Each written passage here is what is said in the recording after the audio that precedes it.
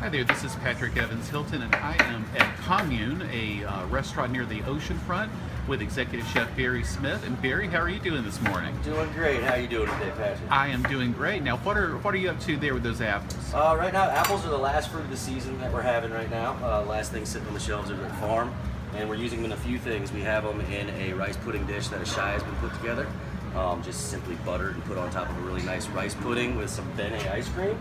And we're also using it in our chicken sausage bowls, which is the last of the winter squash, which right now is butternut squash and some apples and rice, Carolina Gold rice, right out of North Carolina, and some chicken sausage, chicken sourced from Joyce Family Farms. Very nice. Now, so you say down on the farm. Tell me a little bit about that. Here at Commune, we like to use nothing but local ingredients if we can help it. We're very fortunate to live in a state like Virginia where a lot of stuff is available at a lot of times, and we like to shake hands with the people that grow our food, and it's really, really rewarding. We use a lot of organic local guys, and everything from proteins down to the vegetables to the fruit can be available. Just kind of got to go out and find it, but it's extremely rewarding to be able to source like that. Yeah, you're right. Now you're making pretty quick time with those apples. What are some secrets of cutting those up so quickly?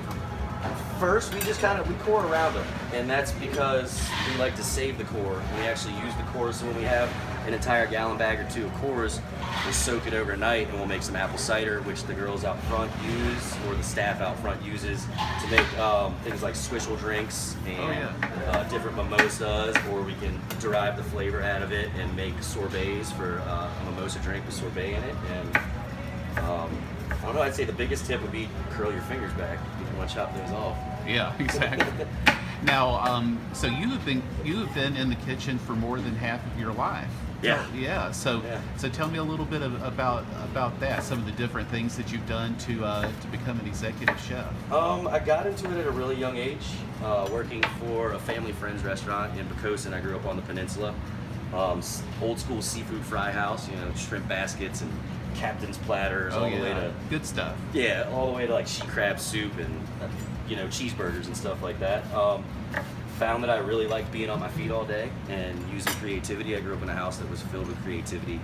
It's something that I need to have as an outlet in some kind of way.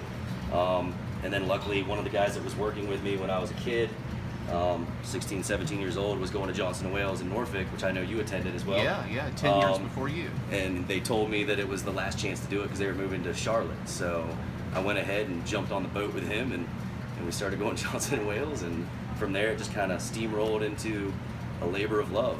Yes. And, I don't know, I get a lot of joy out of doing it. Yes, exactly. Well, now, so you had talked a little bit about sourcing local and all earlier. What are things that folks at home should be doing or considering? What farmers markets do? First tips you have? Or? First thing you should consider is there's a reason why that product at the grocery store is as cheap as it is. You really have to think about the impact that it has on the earth. And speaking of that, if you buy local, you're putting money, you're putting energy back into the local environment.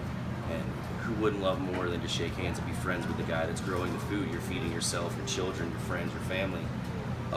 When food is grown locally, it's picked ripe instead of picked unripe and ripened in a box. So first and foremost, it's always going to taste better. And who doesn't want better tasting food, first and foremost? And the way we achieve that is through things like the farmers markets. So we have Virginia Beach Farmers Market, we have the one on Shore Drive, we have the one over by Holland Road, and that's just a means for you to go out and actually see what's happening in places as close as Pungo. And Pungo is, 6-7 miles away. It seems further, but it's... So a short, 10-15 minute drive, you actually can be amidst into the world of food and see what's happening, how it's grown, where it's coming from, and you'd honestly be surprised with the amount of stuff you can get this close to you here at the ocean front. And then once again, it's about the environment. If you're not paying a truck to drive all the way here from Mexico or California or New Mexico or Texas or something like that, you're saving the earth. At the same time, you're putting better tasting food, cleaner food into your body and money back into your local economy. And these guys, I say that cooking is a labor of love, but I say to the guys on a daily basis almost that our job is easy compared to a farmer's job. We don't wake up 3 hours before dawn and go to sleep 2 hours after dusk and work on our feet the entire day. So it's our job as chefs to really show their hard work on the plate. All right, well, very good. So now, one thing that also strikes me that you had said before was that you do your menu around what's available and not the other way around. Yeah, we do our menus opposite here. So most chefs will think about what they want to cook and then source the ingredient. Because we're doing things the way we are and being as seasonal as possible, and oh, thank you. and being as seasonal as possible, we need to Yum, yum, yum, yum. we need to know what's available first. So first we bring in everything we possibly can and talk to the farmers about what's coming up soon, and that goes back to our relationship. So we actually know when something's going to be available right as it is and right before, right down to even the hogs. You know, we can call our hog farmer and say, when is that next batch going to the slaughterhouse, or when is that tomato expected to be ripened, stuff like that. And from there we create the dishes after.